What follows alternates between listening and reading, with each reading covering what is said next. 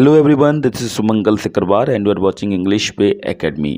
आज मैं आपके पास लेके आया हूँ क्लास 10th स्पेशल इंग्लिश का चैप्टर 8, जिसका टाइटल है व्हाट इज कल्चर। ये जवाहरलाल नेहरू ने इसे लिखा है। सबसे पहले चैप्टर के बारे में जानने से पहले हम जवाहरलाल नेहरू के बारे में जान लेते हैं। 1889 में इनका जन्म हुआ था और 1964 में इनकी डेथ हुई थी। Was born in renowned family at Allahabad की एक जाने पहचाने परिवार में इनका जन्म हुआ। His father Motilal Nehru was a noted lawyer. उनके पिताजी मोतीलाल नेहरू एक जाने पहचाने वकील थे। His mother Swaroop Rani was cultural noble and good featuring lady. और उनकी माँ स्वरूप रानी एक सांस्कृतिक और अद्भुत महिला थी। At the age of 15 he was sent to England for further education. आगे की पढ़ाई के लिए 15 साल की उम्र में ही उन्हें इंग्लैंड भेज दिया गया।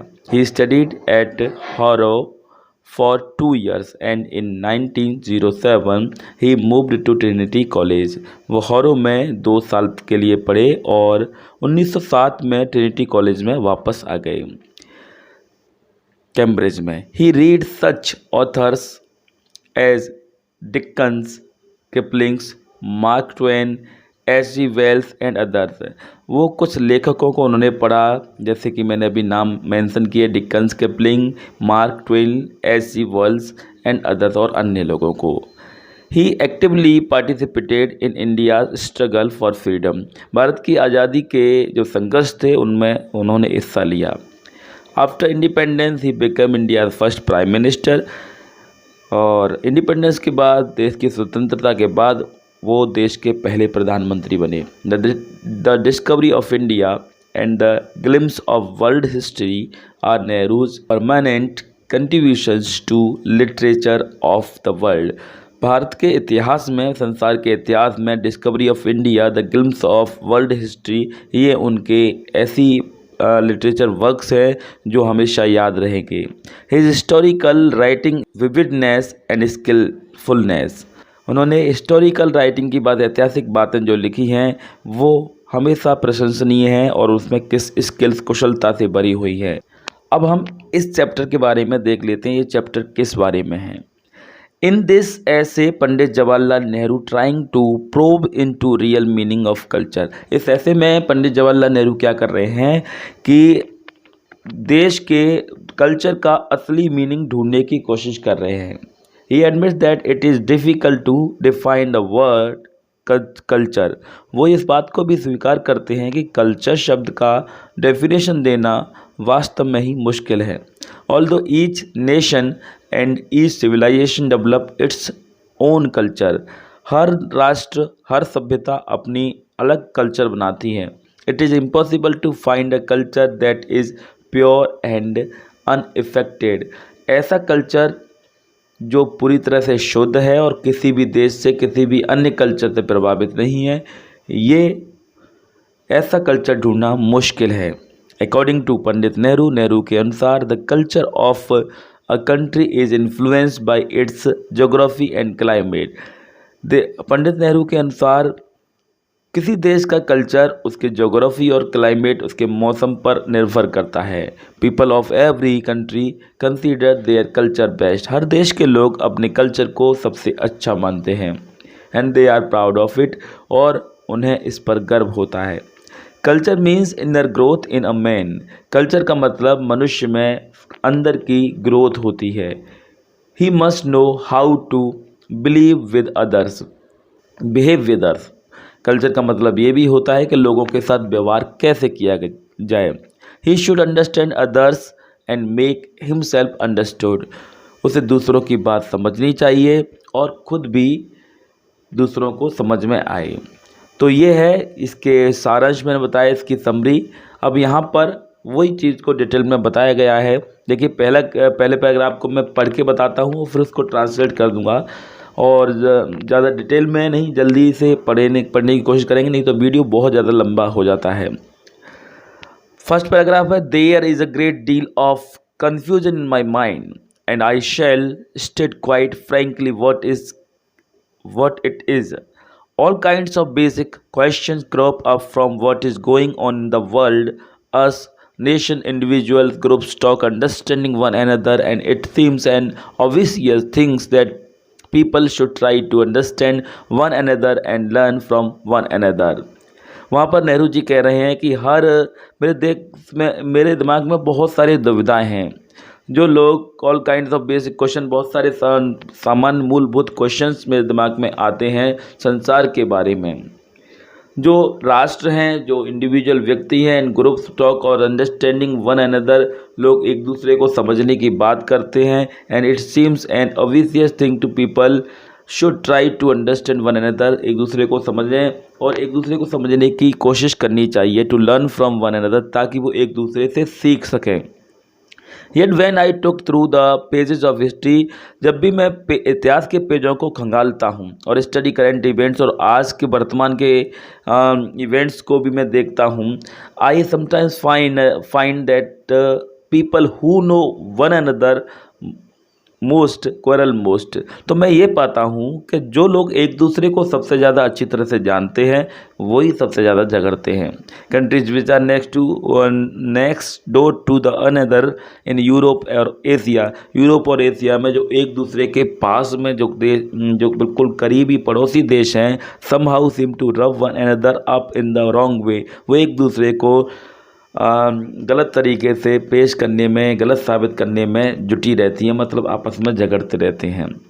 दो they know one another thoroughly, हालांकि वो एक दूसरे को अच्छी तरह से जानते हैं। Thus knowledge by itself does not lead to greater cooperation और फ्रेंडशिप, इसी तरह से ज्ञान की भी बात है, ज्ञान भी आपस में सहभागिता और मित्रता के आगे की तरफ नहीं बढ़ रहा है। This is not new thing, ये कोई नई चीज़ नहीं है। Even long pages of history show that, इतिहास के लंबे लंबे पेजेस भी इसी बात को कहते हैं। Has there been something wrong in individual nations और in approach to this question, और is it something else that has not worked as it should have? When we talk of culture relation, the question immediately arises in my mind. जब मैं culture की बात करता हूँ तो तुरंत मेरे दिमाग में ये प्रश्न आता है, what exactly is the culture? Culture असल में है क्या? That people talk so much about, जिसके बारे में लोग बहुत ज़्यादा बात करते हैं। When I was younger in years, जब मैं छोटा था, I remember reading about German culture, तो मैं जर्मन कल्चर के बारे में मुझे पढ़ने का याद है कि मैंने जर्मन कल्चर के बारे में पढ़ा था। And of the attempts of German people to spread it by conquest and other means, there was a big war to spread this culture and resisted. German ने इस कल्चर को अपने को फैलाने के लिए पूरी दुनिया में इसको बहुत सारे प्रयास किए। Every country and every individual seem to have their peculiar idea of culture, हर देश का, हर व्यक्ति का कल्चर के बारे में एक अलग ही एक विशेष आइडिया होता है। When there is a talk about culture relation, although it is very good in theory, what actually happens in those peculiar ideas came into conflict, and instead of leading to friendship they lead to more estrangement. तो जब culture की बात करते हैं, जब कोई भी देश, कोई भी इंडिविजुअल कल्चर की बात करते हैं, तो उनके अंदर अपने ही कल्चर के लिए मतभेद पैदा होते हैं, कॉन्फ्लिक्ट पैदा होते हैं, आपस में एक अपने अपने कल्चर के लिए मतभेद पैदा होते हैं। जहाँ पर दोस्ती होनी चाहिए, सहभागिता होनी चाहिए, वहाँ पर झगड़े होने लगते हैं। And I am certainly not competent to give you a definition of it because I have not found one, और मैं भी कल्चर की सही डेफिनेशन आपको नहीं देने वाला हूँ क्योंकि मुझे भी उसकी कोई डेफिनेशन नहीं मिली है। तो यहाँ पर खुद नेहरू जी कह रहे हैं कि मैं खुद भी कल्चर की बिल्कुल सही शब्दों में डेफिनेशन नहीं दे सकता हूँ क्योंकि मुझे भी डेफिनेशन अब तक नहीं मिली है। अब नेक्स्ट पैराग्राफ में कह रहे हैं, one can see each nation and each separate civilisation developing its own culture that had its root generation hundreds and thousands of years ago. One sees their nation being intimately mounted by impulse that initially starts a civilization going on its long path. That conception is affected by other conception, and one sees action and interaction between these varying conception. There is, I suppose, no culture in the world which is absolutely pristine, pure and unaffected by any other culture. It simply cannot be, just as nobody can say that he belongs 100% to a particular occurred. यहाँ पर उन्होंने कहने की कोशिश की है कि हर विभिन्न सभ्यता की बात करें तो वो अपना खुद का कल्चर बनाते हैं, जिनकी कहीं ना कहीं रूट जमी रहती हैं 100 और 1000 ईयर्स अगो। जिनकी जड़ें, कोई भी संस्कृति की बात करें, कोई भी परंपरा की बात करें, तो उसकी जो संस्कृति है, उसका जो कल्चर है, उसकी जड़ें हजारों साल पहले उनके पूर्वजों ने लगाई होंगी। किसी कल्चर में कोई कैसी भाषा बोली जाए, कैसा पहनावा पहनावा हो और कैसा खान पान हो, ये सब कल्चर की बातें होती हैं। तो उनके 1000 ईयर्स अगो, सैकड़ों और 1000 ईयर्स अगो मतलब 100 और हजारों साल पहले उनकी जड़ें जमी रहती हैं उनके पूर्वजों के द्वारा। और जब उनमें से कोई परिवार का व्यक्ति कहीं दूसरी जगह जाता है तो किसी दूसरी जगह के कल्चर से प्रभावित होता है, और प्रभाव होता है इससे वो अपने कल्चर में भी उन चीज़ों को शामिल करते हैं। तो यहाँ पर पंडित नेहरू कहने की कोशिश कर रहे हैं कि ऐसा कोई भी दुनिया में कल्चर नहीं है जो पूरी तरह से शुद्ध हो, मतलब अपने ही कल्चर पर टिका है और उसमें कोई मिक्सअप ना हो। 100% जितने भी कल्चर हैं वो किसी ना किसी से आगे आने वाले समय में इसमें कोई भी गलती नहीं कही जा सकती। Unmistakable changes and mixtures have occurred. तो बहुत सारे परिवर्तन हुए हैं कल्चर में और मिक्सचर बदलाव हुए, आपस में मिलान हुआ है। तो अगले पैराग्राफ पे आते हैं। So culture is born to get a little mixed up. यहाँ फिर कह रहे हैं कि कल्चर में थोड़ा सा मिक्सअप तो होना ही चाहिए। Even though the basic element of a particular national culture remains dominant. हालांकि जो मूलभूत मेन जो कल्चर के हिस्से हैं वो एक ही रहें, लेकिन बदलाव थोड़ा सा होना चाहिए। If that kind of thing goes peacefully, अगर ये बदलाव शांतिपूर्वक चल रहा है, there is no harm in it, तो इसमें कोई परेशानी की बात ही नहीं है। But it often leads to a conflict, लेकिन इसमें अक्सर मतभेद पैदा होते हैं। It sometimes leads a group to fear that their culture is being overwhelmed by what they consider to be outside or alien influence। तो यहाँ पर बताया है कि बहुत सारे लोग दूसरे कल्चर से प्रभावित में आते हैं, then they draw themselves into shell which isolates them and prevents their thoughts and ideas going out। कुछ लोग ऐसे होते हैं जो दूसरे कल्चर से प्रभावित होते हैं लेकिन अपने कल्चर को बदलना नहीं चाहते। इस तरह के लोग अपने आप को आइसोलेट कर लेते हैं अपने आप में ही, मतलब अपने आप में ही रहते हैं, कहीं दूसरे से प्रभावित नहीं होना चाहते और कोई बदलाव नहीं चाहते हैं, तब मतभेद पैदा होते हैं। That is unhealthy situation. ये जो स्थिति है अनहेल्दी है, ये अस्वस्थ स्थिति है। Because in any matter and such much more so what might be called a cultural matter, stagnation is the worst possible thing। तो यहाँ फिर कह रहे हैं कि स्टैग्नेशन मतलब ठहराव जो है सबसे बुरी चीज़ है। ठहराव नहीं होना चाहिए, बदलाव होते रहना चाहिए। Culture if it has any value, अगर कल्चर की कोई वैल्यू है, must have a certain depth, उसकी गहरी जड़ें कहीं होनी चाहिए।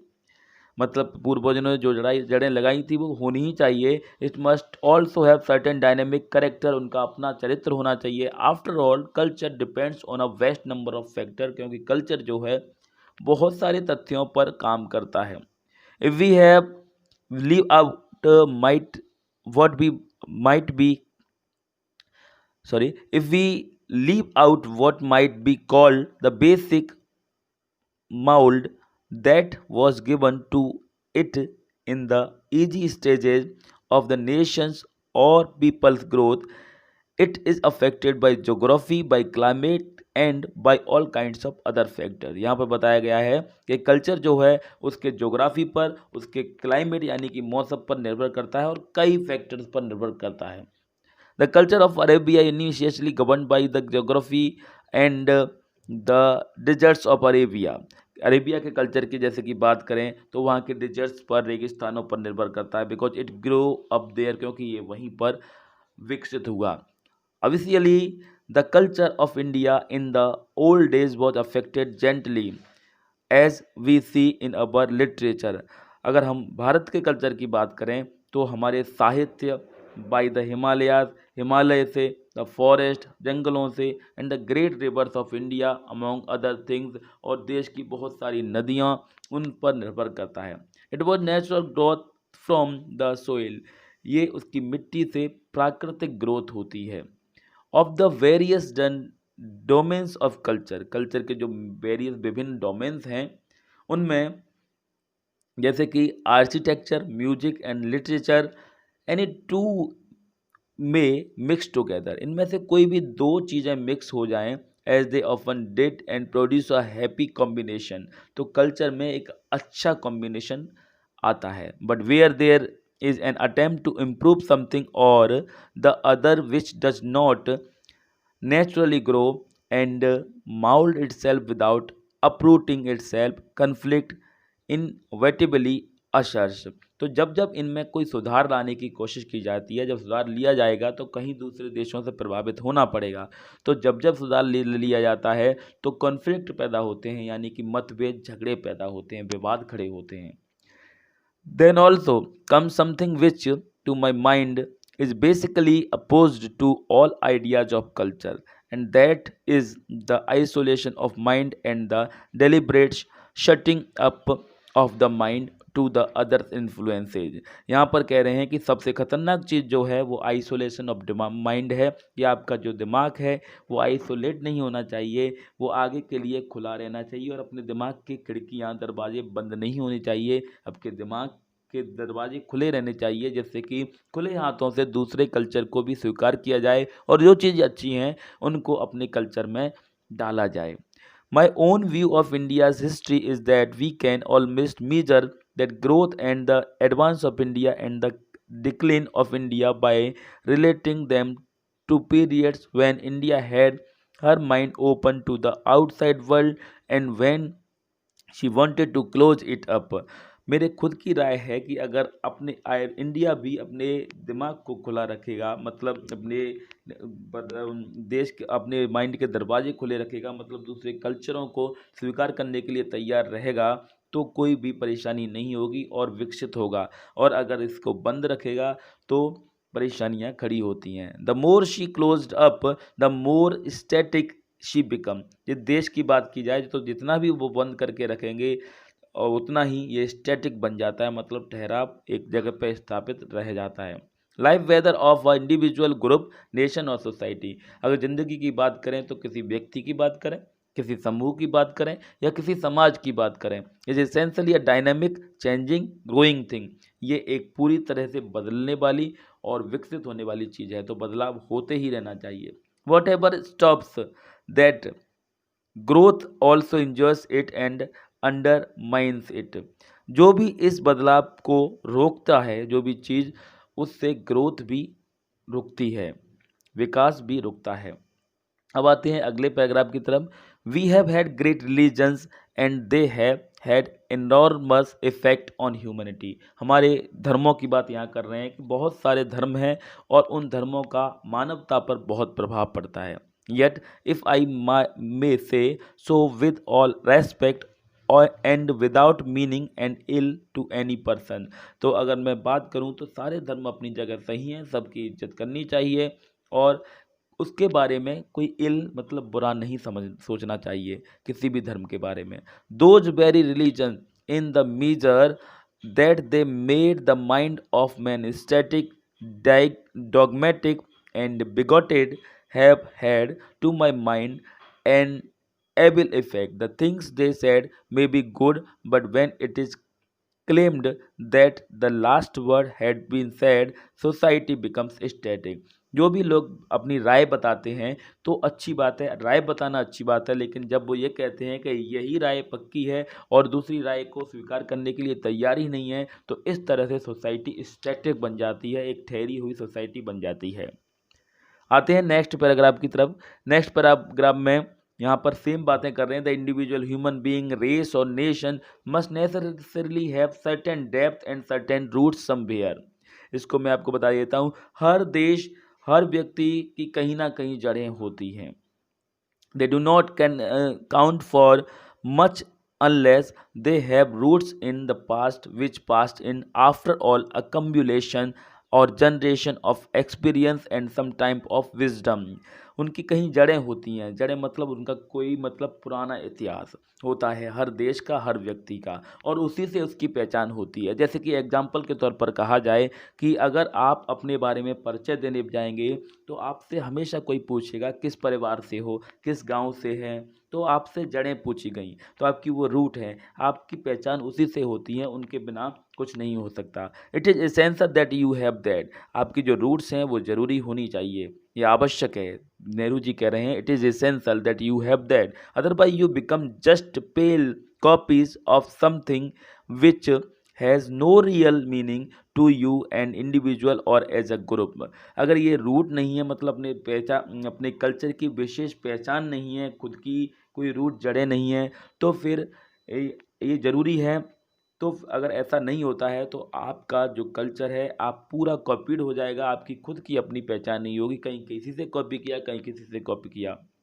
ये तो हुई रूट होनी चाहिए। दूसरी तरफ कह रहे हैं on the other hand one can not live on the root alone. पेड़ की तरह रूट भी जरूरी है, लेकिन यहाँ कह रहे हैं दूसरी तरफ केवल कोई भी व्यक्ति केवल रूट पर जिंदा नहीं रह सकता, जड़ों पर जिंदा नहीं रह सकता। हमारा जो बेसिक मूलभूत और हमारा मेन कल्चर है वो हमारी रूट्स हैं, और केवल रूट्स पर नहीं रह सकते। कहने का मतलब है हमें आगे हाथ बढ़ाकर दूसरों की बातों को भी स्वीकार करना चाहिए। Even roots wither unless they can came out in sun and the free air. अगर रूट्स भी हों, अगर उन्हें खुली हवा ना मिले और धूप ना मिले तो वो भी ख़त्म हो जाएगी। Only then can roots give you sustain. तभी रूट्स आप जीवित रह सकती हैं जब उन्हें खुली हवा मिले। खुली हवा मतलब बाहर से स्वीकार करें दूसरे के कल्चर को भी। Only then can there be a branching out and flowering. तभी शाखाएं खड़ी होंगी, पेड़ पत्ते पत्तियां आएंगी और फूल आएंगे। How then are you balance these two essential factor. तो रूट्स और बाहर की फूल पत्तियां, ये चीज़ों दोनों फैक्टर्स को किस तरह से आप बैलेंस करते हैं। It is very difficult because some people think a great deal about the flowers. ये बड़ा मुश्किल है क्योंकि कुछ लोग केवल फ्लावर्स के बारे में ज़्यादा सोचते हैं, मतलब बाहर की चीज़ों के बारे में ज़्यादा सोचते हैं। एंड द लीव्स, फ्लावर पत्तियों के बारे में सोचते हैं। ऑन द ब्रांचेस, शाखाओं के बारे में सोचते हैं। Forgetting that they only flourish because there is a stout root sustain them. ये भूलते हुए कि वो केवल तभी फूल पत्ते पत्तियां निकल के आ रही हैं, ब्रांचेज आ रही हैं, क्योंकि कहीं ना कहीं उनकी जड़ें हैं। Others think so much of the roots. कुछ लोग केवल रूट्स पर ही टिके रहते हैं, उन्हें जड़ें ही मजबूत होती हैं, जड़ों के बारे में सोचते हैं। दैट नो फ्लावर और लीव्स और ब्रांचेस आर लेफ्ट। वो भी भूल जाते हैं कि बिना फूल और शाखाओं के पेड़ नहीं माना जा सकता। There is only a thick stem somewhere. कहीं ना कहीं एक मजबूत तना होता है। So the question is how one is achieve a balance. सवाल ये पैदा होता है कि इन दोनों के बीच में लोग किस तरह से एक बैलेंस बना के रखते हैं। तो कल्चर को उन्होंने यहाँ पर एक पेड़ की तरह समझाया है। जैसे पेड़ के लिए जड़ें भी उतनी ही मजबूत होती हैं, उतने ही फूल पत्ते, उनकी शाखाएं जरूरी होती हैं। ठीक उसी तरह से हमारे कल्चर में भी हमारी जो पुरानी बातें हैं वो भी ज़रूरी होती हैं, जो पूर्वजों ने सिखाई वो भी ज़रूरी होती हैं। और हम आगे के लिए हम दूसरों से परिवर्तनकारी ढंग से दूसरे देश के कल्चर को फॉलो करें और उसके कल्चर से कुछ सीखने को मिले, तो उसके लिए भी हम अपने हाथों को खुली हवा में, अपने आप को, आँखों को खोल के रखें और दिमाग को खुला रखें, तो वो भी ज़रूरी होता है। तभी शाखाएँ पॉसिबल होंगी। जैसे कि पेड़ में धूप और खुली हवा मिलेगी तो फूल पत्तियाँ आएंगी। अब यहाँ पर अगले पैराग्राफ में कह रहे हैं does culture means a inner growth in a man. क्या कल्चर का मतलब किसी मनुष्य में, खुद के मनुष्य में कोई अंदर ग्रोथ है, विकास है। Of course it must.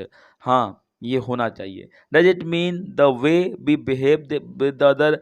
क्या कल्चर का मतलब दूसरों के साथ व्यवहार करना है। Certainly it must. उन्होंने कहा कि हाँ, यही होना चाहिए। Does it mean the capacity to understand the other person. क्या कल्चर का मतलब दूसरे लोगों को समझने की क्षमता है। I suppose so. तो मुझे लगता है हाँ। Does it mean the capacity to make yourself understood by the other person. क्या इसका मतलब अपनी बात दूसरों को समझाना है। I suppose so. तो हाँ, ये भी है। तो कल्चर के ये सारे मतलब, ये सारी चीज़ें कल्चर में होनी चाहिए। इट मीन्स ऑल दैट, ये सारे फैक्टर जो ऊपर बात किए हैं सब होने चाहिए। A person who can not understand another view point, वो व्यक्ति जो दूसरे के व्यू पॉइंट को नहीं समझ सकता है, to that excellent limited is mind and culture, वो व्यक्ति अपने दिमाग में, विचारों में, कल्चर में लिमिटेड है, because nobody perhaps bearing some very extraordinary human being can presume to have the fullest knowledge and wisdom। तो वो व्यक्ति पूरी तरह से बुद्धिमता में सबसे फुलेस्ट नॉलेज, सबसे पूर्ण ज्ञान उसे नहीं कहा जा सकता। The other party or other group may be may also have some inkling or of knowledge or wisdom or truth, and if we shut our minds to that, then we not only deprive ourselves of it, we cultivate attitude of mind which I would say is opposed to that of a cultural man. तो ऐसे व्यक्ति जो अपने ही culture को आगे सोचते रहते हैं, दूसरे के बारे में सोचते नहीं है, उसको स्वीकार, किसी की बात मानने को तैयार नहीं है, तो मैं ऐसे व्यक्ति को कल्चर मैन नहीं कह सकता, एक सांस्कृतिक व्यक्ति नहीं कह सकता। The cultured mind rooted in it self should have it's door and Windows open. Culture mind वो है जिसकी जड़ें जमी रहनी चाहिए और उसके खिड़की दरवाजे खुले होने चाहिए। It should have a capacity to understand the other viewpoint, इसके पास क्षमता होनी चाहिए दूसरों के पॉइंट को, दूसरों के मत को समझने की। The question of agreement and disagreement only arises when you understand a thing. किसी बात को स्वीकार करना या अस्वीकार करने का सवाल तब पैदा होता है जब दूसरों की बात को सुना और समझा जाए। Otherwise it is blind negotiation, अन्यथा ये एक केवल ब्लाइंड नेगोटिएशन मतलब अंधे रूप से दूसरे की बात को मना करना और अस्वीकार करना ही कहा जाएगा। Which is not a cultural approach to any question, जिससे कहीं भी किसी भी तरीके से कल्चरल अप्रोच नहीं कहा जा सकता। अब यहाँ पर कह रहे हैं अगले पैराग्राफ में, I should like to use another word. यहाँ पर साइंस की बात कर रहे हैं कि साइंस में भी एक साइंस के हिसाब से कल्चर को देखते हैं। साइंस में कोई भी चीज़ को मान नहीं सकते, ऐसा नहीं सोच सकते कि ये चीज़ हो सकती है, ऐसा हो सकती है, बल्कि उसमें एक्सपेरिमेंट करने के बाद उस चीज़ को माना जा सकता है। एक्सपेरिमेंट करने के बाद पता किया जाता है कि कोई चीज़ क्या हो सकती है, केवल अनुमान नहीं लगाया जा सकता। ठीक इसी तरह से कल्चर के बारे में वो कह रहे हैं कि साइंस की तरह से ही हमें भी किसी की बात सुनने के बाद, एक्सपेरिमेंट करने के बाद मानना चाहिए कि क्या सही है या क्या गलत है। अगले पैराग्राफ पर जा रहे हैं हम। Almost every country in the world believe that some, हाँ ये एक पैराग्राफ में बात चल रही है कि हर देश के लोग मानते हैं कि उनका कल्चर सबसे अच्छा है, उनके कल्चर में, उनके देश में ही सबसे अच्छी चीज़ें हैं और इन चीज़ों पे ही होते हैं। और जब यही चीज़ है, इसको कहा जाता है नेशनलिटी, इसको कहा जाता है राष्ट्रीयता। और जब ये राष्ट्रीयता है बहुत आक्रामक रूप धारण कर लेती है और अपने स्तर पर लेती है, तो यहाँ पर विवाद और झगड़े पैदा होते हैं। तो कल्चर के रूप में ही, अपने कल्चर को विशेष मानने पर ही आक्रामकता पैदा होती है और विवाद खड़े हो जाते हैं। इस बारे में ये पूरा लंबा पैराग्राफ नेहरू जी ने लिखा है। तो इस तरह से उन्होंने कहा है कि नहीं मानना चाहिए। लिखा है आगे भी, उन्होंने बोला है, nationalism of course is a curious phenomenon which is a certain stage in a countries history. राष्ट्रीयता जो है एक वास्तव में एक अद्भुत चीज़ है जो कि देश के लिए आवश्यक है, देश के विकास के लिए आवश्यक है और देश की शक्ति के लिए आवश्यक है और देश की एकता के लिए आवश्यक है एट द सम टाइम। लेकिन कई बार इस राष्ट्रीयता की वजह से संघर्ष पैदा होते हैं, परेशानियां पैदा होती हैं, आक्रामकता, एग्रेसिवनेस आती है, ये सारी चीज़ें पैदा होती हैं। यहाँ पर पूरे पैराग्राफ में नेहरू जी इन्हीं बातों को वर्णन कर रहे हैं कि यहाँ पर लड़ाई झगड़े जो होते हैं राष्ट्रीयता की वजह से होती है। राष्ट्रीयता जब विशाल रूप धारण कर लेती है, आक्रामकता में आ जाती है, तब वो अ, लड़ाई और युद्ध हो जाते हैं और ये युद्ध जो हैं वर्ल्ड वॉर तक की स्थिति बना देते हैं। तो हर देश अपने बारे में ही बेस्ट मान रहा है, तो वहाँ से राष्ट्रीयता की बीज पनपता है। तो राष्ट्रीयता आक्रामकता नहीं लेनी चाहिए। अब यहाँ दिया, we have inevitably a deal with a those problem in economic. यहाँ पर बात कर रहे हैं इकोनॉमिक, आर्थिक स्थिति की बात कर रहे हैं। आर्थिक स्थिति किसी भी देश में, कोई भी देश है, किसी देश के कल्चर की बात करें तो आर्थिक स्थिति संपन्न होनी चाहिए। यहाँ पर बात कर रहे हैं कि लोग अगर जिस देश में भूखे मर रहे हैं और उन्हें खाने को कुछ नहीं मिल रहा है, तो ऐसी कंडीशन उन्हें इसेंशियल शिक्षा नहीं हासिल हो रही है, आवश्यक जो शिक्षा है वो हासिल नहीं हो रही है, तो ऐसे देश को एक कल्चरल देश कैसे कहा जाएगा। वो कह रहे हैं कि ऐसे देश को कल्चर कहना फॉली है, मूर्खतापूर्ण माना जाएगा। तो so I shall leave you a determine what culture and wisdom are really are। लेंदी हो रहा है इसलिए मैं इसको सारांश में बता देता हूँ। लास्ट में उन्होंने कह दिया so I shall leave you a determine, मैं दृढ़ निश्चय के साथ मैं आपसे कहना चाहूँगा what culture and wisdom really are, कि कल्चर और बुद्धिमता असल में क्या है। We grow in a learning and in knowledge and experience, हम एक ज्ञान में और अनुभव में बढ़ते जा रहे हैं, सीखने की स्थिति में बढ़ते हैं। Till we have such a enormous accumulation of them that it becomes impossible to know exactly when we stand where we stand। ये पता करना कि हम कहाँ खड़े हैं ये कहना मुश्किल है। we are overwhelmed by all this, and at this same time somehow or other we have a feeling that all these put together do not necessarily present a growth in the wisdom of human race।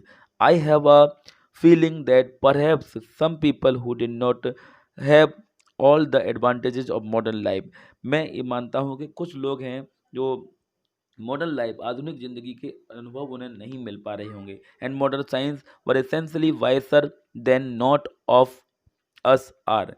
भले ही उन्हें science के ये modern life का आनंद नहीं मिल पा रहा है, लेकिन फिर भी वो हो सकता है हमसे भी ज़्यादा बुद्धिमान हों।